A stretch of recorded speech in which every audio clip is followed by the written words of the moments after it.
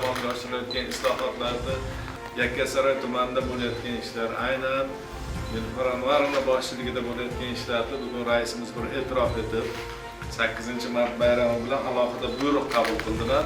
8-mart Xalqaro xotin-qizlar kuni hamda 10-mart Xalqaro ayol sudyalar kuni munosabati bilan sud faxriylari, sudya va davlat hokimiyati va boshqaruv organlari xodimlarining bir guruhini mukofotlash to'g'risida mamlakatimizda odil sudlovni amalga oshirish, qonun ustuvorligini hamda sudlarning chinakam mustaqilligini ta'minlash, fuqarolarning sudga bo'lgan ishonchini yanada mustahkamlash, sohada yuqori malakali kadrlarni tayyorlash borasidagi sharafli burchini bajarish chog'ida fidoyilik ko'rsatgani, yurtimiz taraqqiyoti yo'lida ko'p yillik samarali mehnati, ijtimoiy hayotdagi faol ishtiroki uchun ayol sud faxriylari, sudyalar, shuningdek ro'yxatga asosan Yakkasaroy tumani hokimi Allobergan va Nilufar Anvarovna benuqson xizmatlari uchun ko'krak nishoni bilan taqdirlandi. O'zbekiston Respublikasiga, xalqimga, prezidentimga sadoqat bilan xizmat qilishga tayyormiz.